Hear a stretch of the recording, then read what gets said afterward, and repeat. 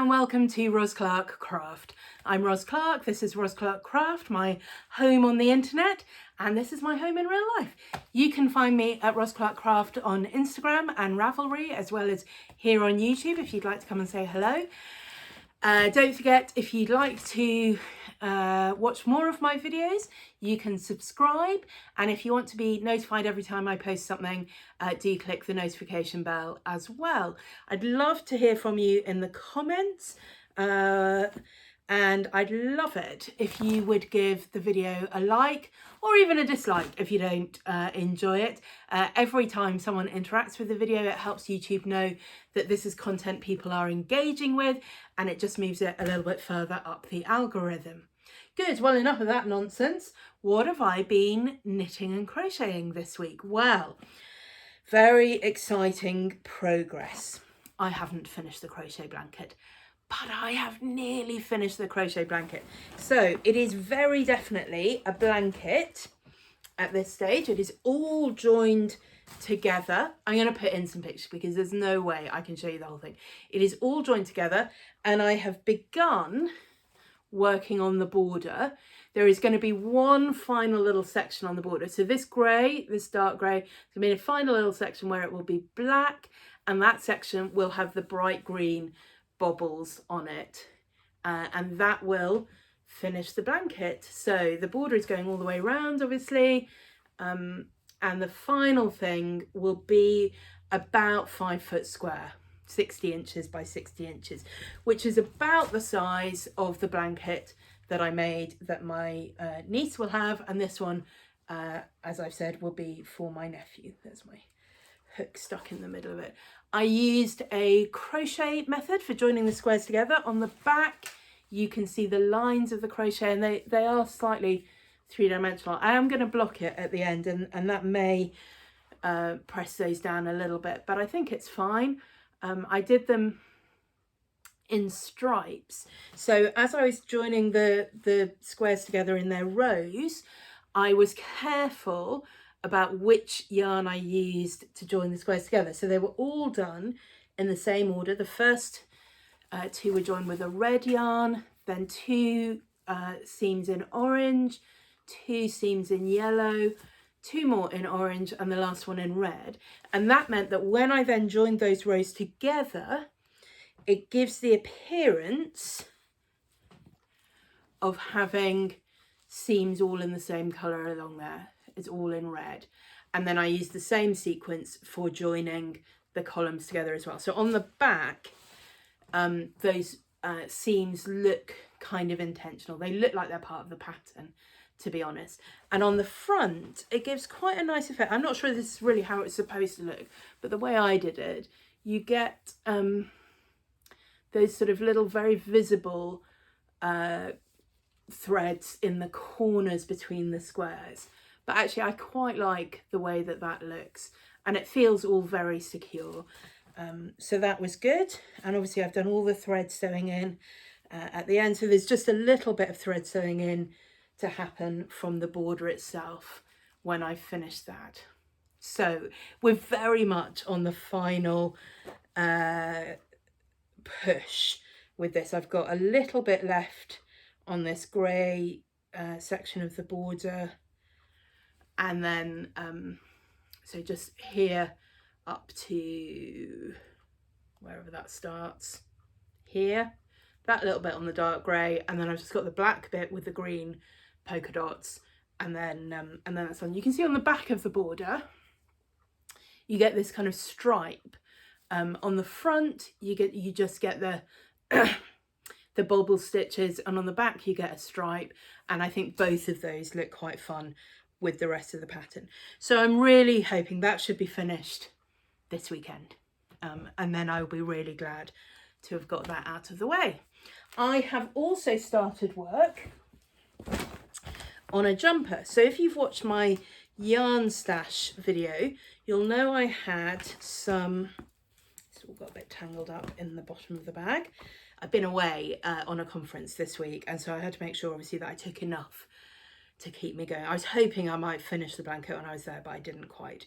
but I also took my knitting just in case I ran out of blanket, because there's nothing worse than being on a conference where you've got to sit in quite a lot of meetings listening to things. It was quite interesting actually. It wasn't like it was a boring conference, but you've got to just do a lot of sitting and listening, and if you've not got something to do with your hands, it just feels like quite wasted time to me. Anyway, we might have to sort that out later. So this was my knitting, and if you've, as I say, if you've watched my yarn stash video, you'll know that I don't have very many sweater quantities of yarn, or at least I didn't. But this is one of those sweater quantities of yarn. This was the dark pink sport weight yarn, and this is how that is knitting up. It's really lovely, really lovely, sort of fuchsia, but with this kind of darker, deeper tone in it as well. And this is the sort of neckline for the Afra pullover. I will put a link to the pattern. It's a slightly odd way to start the pattern. You start at the shoulders, so each shoulder separately and then joined together at the neckband, and this is the sort of back neckband, and you knit down from there until you reach below the armholes, and then you'll do the same on the front. So again, I haven't got as far as this yet, but you know, I would do the same. Start with the two shoulders, join them together, knit down as far as under the armholes, and then you join the front and back together and knit the rest of it in one go. You'll obviously have to come back and join the, well, now, do you do that? Join the shoulder seams? Or do you start the front shoulders picking up from the back shoulders? I think you might do that actually. So you end up, yeah, and then obviously you have to come back and do the sleeves and the neckband later. So I've started on that. It's knitting up quite quickly. I haven't got terribly far with it yet, but I'm really looking forward to having this done. So as soon as the blanket is finished, it will be full steam ahead on this. So I think that is all the progress I have got to show you. I have got a couple of other things to show you that are related. So a little while ago, you may remember I mentioned that I'd signed up for the Blue Stockings Club from Kate Davis. This was a club where you got a new sock knitting pattern every couple of weeks emailed to you, along with some information about one of the blue stockings, one of the 17th, 18th century, 18th, 19th century women who had that sort of name and the inspiration for the patterns. And I signed up for the version of the club where at the end of it you would be sent a printed book. And so this arrived a couple of weeks ago and I really love it. I'm so glad I did. When the emails were sent, I would generally have a quick look at the sock pattern, decide if I wanted to knit it or not. I think I've only knitted one pair so far, but there are certainly 2 or 3 other pairs that I'd quite like to knit. And then at best, glance through the text. I don't know, I just don't find that kind of text all that easy to read online. And generally, if I'm just checking my email, it's not because I've got time to sit down and really read it and think about it. When the book arrived, I did start reading it, and it's just delightful, really delightful. I don't know if you can still buy the book or whether you had to be in the club or not. I'll check and I will put a link below. So you get just a number of historical articles, who were the blue stockings then and now, lots of fabulous pictures of women knitting but also reading, history of knitted stockings in 18th century Britain, stocking etiquette, blue stocking Q&A, so that tells you about who the blue stockings were, what their movement was, why it was called blue stocking, and so on. Making yarn for blue stockings. So the original patterns have come with recommendation for yarns from John Arbon. You can knit them with any stock yarn, and I have not used John Arbon yarn, but it's still really interesting to hear about the process of milling yarn in today's world, and dyeing yarn, natural dyeing and 18th century dyeing, beautiful colourways. And then blue stockings and blue stockings. So again, each pattern is named after one of the blue stocking women, and you get a little biography of her and beautiful picture of her. This is, you know, 3-page biography, 4-page biography, and then the sock pattern, charted, uncharted, and yeah, charted and with written directions and very clear pictures, as you'd expect from a designer like Kate Davis. So it's just a lovely, lovely book. The patterns are a mix of lacy patterns, colourwork patterns, some that are plainer. They're all written as toe-up patterns, which is not my favourite. They're very easy to convert to top-down if that's how you prefer to knit your socks. Isn't that a fabulous sock? The pink stripy sock, I kind of want to do those. I don't love colourwork socks, but actually stripe is fine. The reason I don't love colourwork socks, I don't love knitting colourwork anyway, but I'm not good at keeping the tension on the colourwork so that the fabric is still stretchy. And obviously on socks, it's quite important that it stretches to shape itself to your foot and ankle and heel and leg. Yeah, and some people can do that really well with colourwork knitting, and I don't have that skill. But stripes are much easier. You also get a bonus pattern here, a Hap for Harriet. This is an older pattern that Kate released a number of years ago, and it's a kind of shawl, but she wanted to include it in this book. And then at the back, some instructions on knitting and techniques, and a bibliography about the blue stockings. So I've already started reading it. I haven't read all the biographies yet, but I've read all the introductory sections, and it's just a really lovely book. If you know someone who is a knitter and has any interest in history, this would make a really lovely present for them, I think, because it's not just the patterns, it is much more than that, but the patterns are also there and beautiful. So I really, really like that. Been buying some yarn. So I've mentioned before my favourite yarn dyers at Posh Yarn. They have started selling mini skeins, and apparently I am powerless to resist. Right, let me falling on the floor. I don't need mini skeins. I've got lots of leftovers of sock yarn, but I am powerless to resist, it turns out. So I'm just sorting these so I can see what came with what.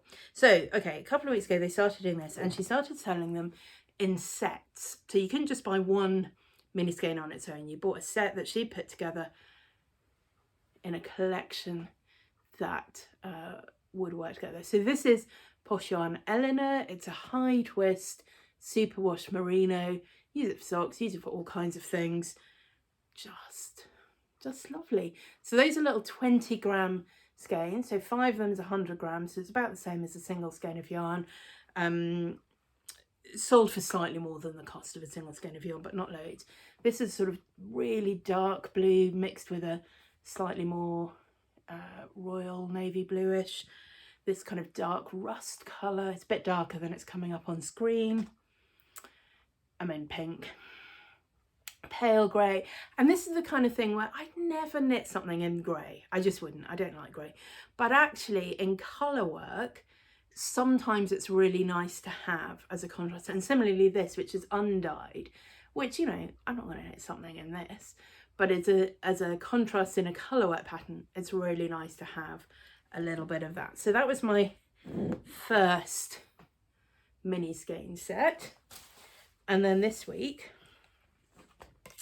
she didn't just have mini skeins, she had whole colour work packs. Enough to knit a whole jumper with. Carefully coordinated colours. So here's what I got.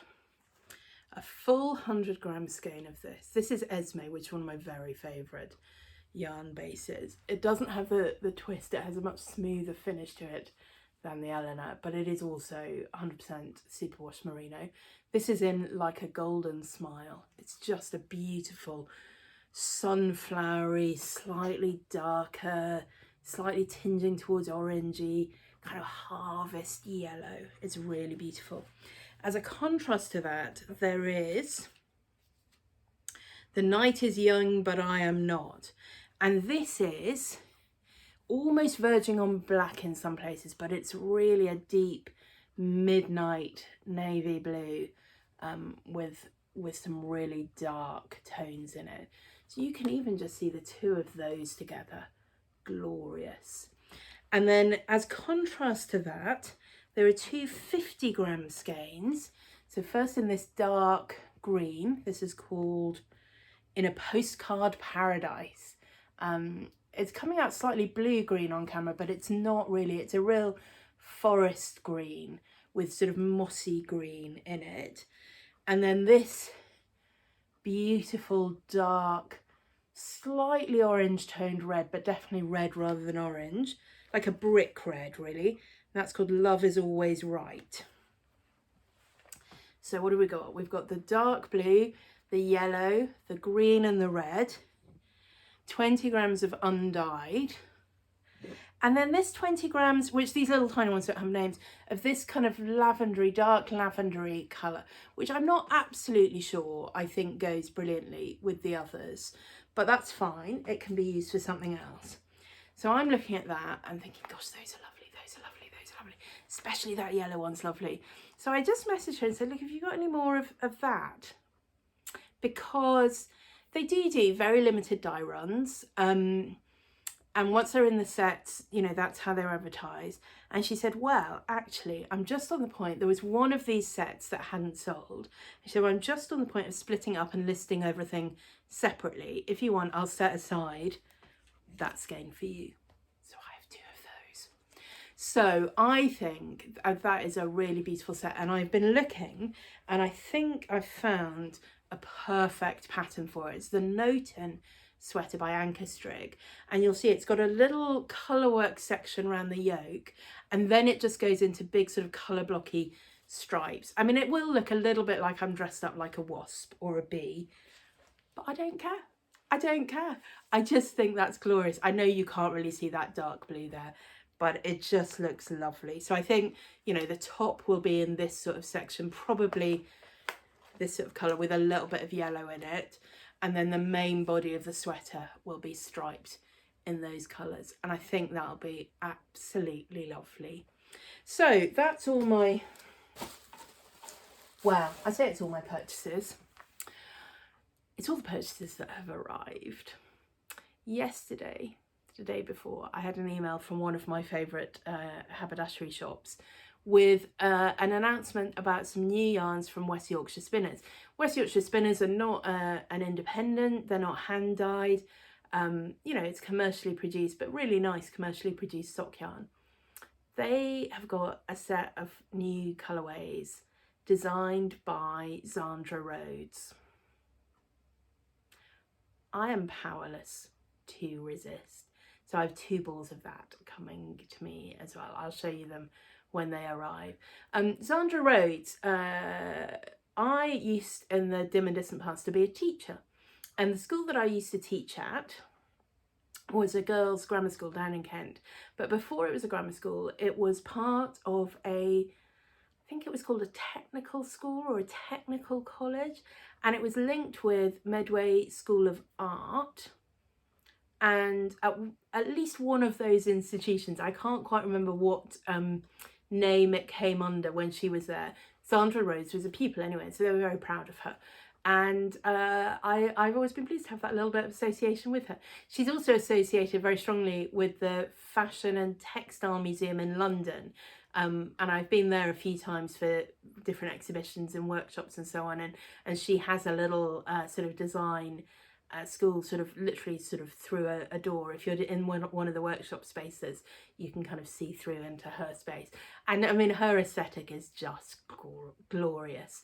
I was very excited to see she's also done a range at the moment with IKEA, and I mean, I don't really need anything from IKEA. I don't really have anywhere to put anything, but there are one or two things in the Zandra Rhodes collection that I have got my eye on, and if I could think of somewhere I could put them, I might need to go and purchase those, but we will see. I don't really need anything. But anyway, a couple of balls of Zandra Rhodes yarn are in fact on their way to me, which is quite fun, isn't it? When I have been posting pictures of this